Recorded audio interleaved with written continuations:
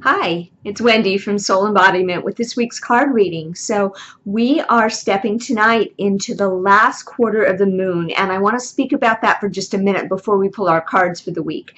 So the last quarter of the moon, of course, we're in what's called the dark of the moon. It's a really great time for releasing and letting go and completions.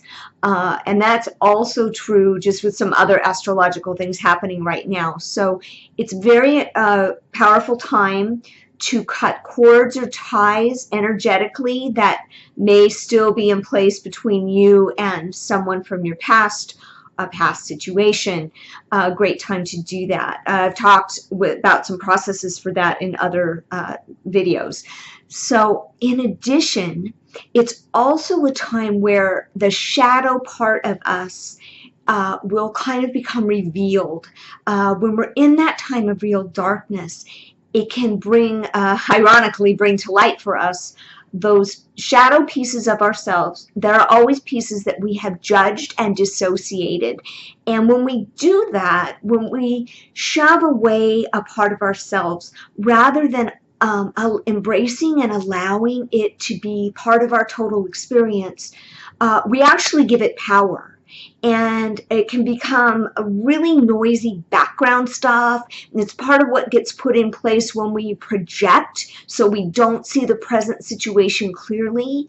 And the biggest thing I want to say about those shadow pieces is that underneath the so-called negative is a wounded child part of ourselves that wants to be loved. And the way to work with the shadow is not to reject it and not to spiritually bypass it and call it ego, which is how we judge things kind of in the spiritual development community. We say, oh, that's the ego and that's such a bad thing and we want to just get rid of it. No. That never works.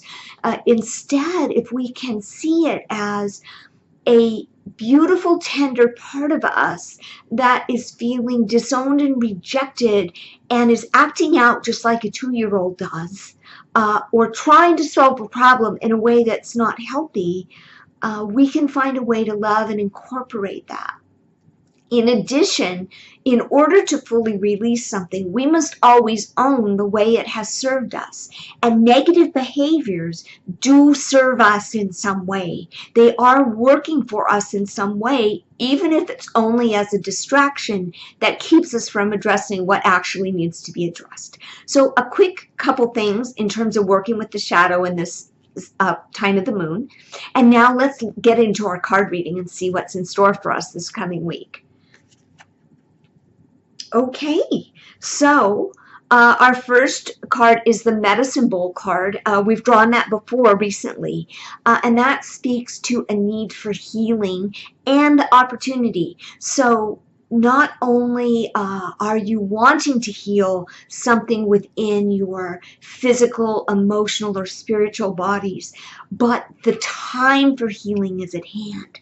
So it is here. You can heal. And for those of you who feel like you've been on the healing path forever, who've maybe been in that healing crisis or worked with chronic issues that have really been a part of your path for a while, what I do want to share with you is that healing is possible. It is possible to come into a state of wholeness and joy and vibrancy in our life, even though at the time, right now, it may not seem like it. So don't lose hope. Reach out for support and understand that wholeness is the truth of who we are, even when we feel the most broken and hopeless. So in order to move forward with that, let's see which animal would like to assist us this week. Okay, man, this is powerful. This is big stuff. So one of my all-time favorites, this is Badger.